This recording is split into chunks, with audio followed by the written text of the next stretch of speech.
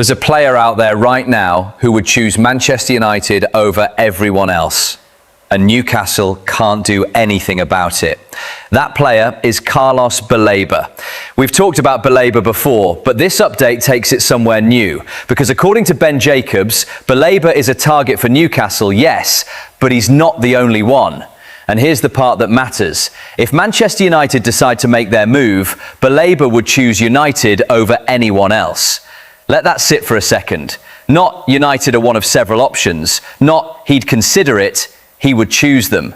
That's a statement about where his head is at, regardless of who else comes calling. But then, here's where it gets complicated. The problem isn't Baleba's preference, it's Brighton.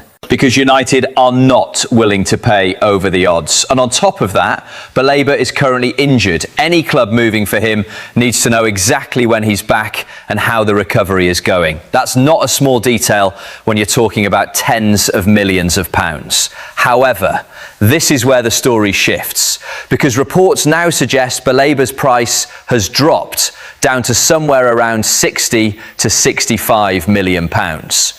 Brighton's midfielder remains firmly on United's radar, injury and all. So you've got a player who wants the move, a price that's finally starting to soften, and a club watching closely from the sidelines. That's not a dead story. That's a story that's building.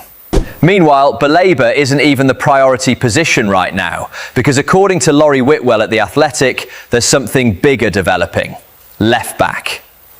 Left back is officially a priority, not a nice to have, a priority to support Luke Shaw. And the list of possible targets is where this gets genuinely interesting. Lewis Hall is still in the conversation. Myles Lewis-Skelly too, though that one comes with a hefty price tag attached.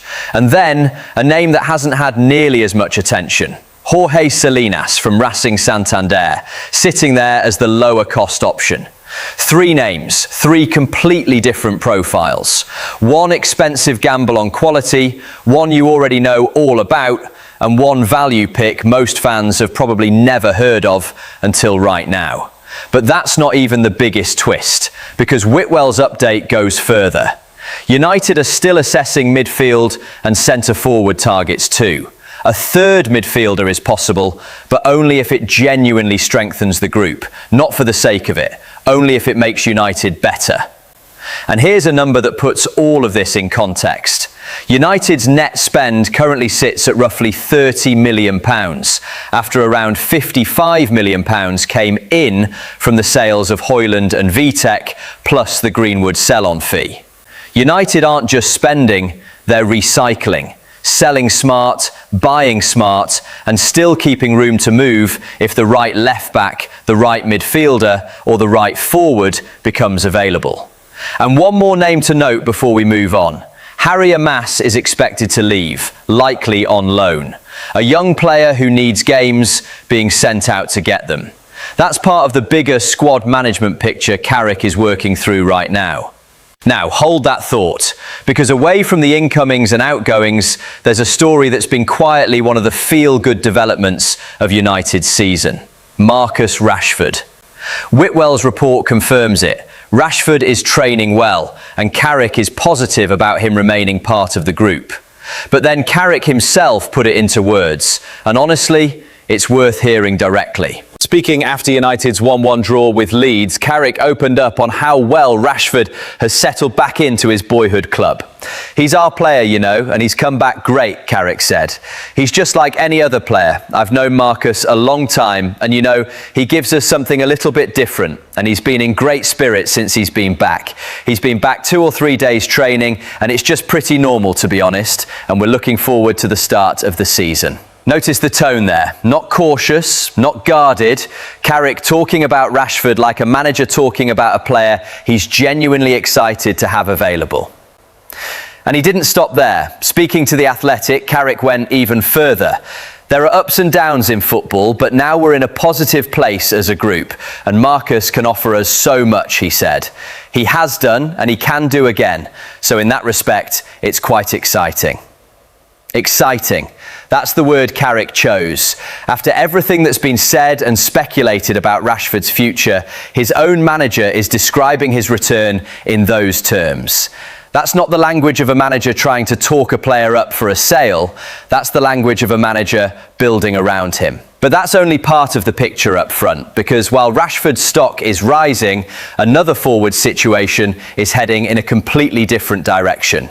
Joshua Zirkzee. According to Fabrizio Romano, Juventus really like Zirkzee. There's genuine interest there. But United's response has been clear. They're happy with Zirkzee and they will not sanction a loan unless there's an obligation to buy attached at the end of it.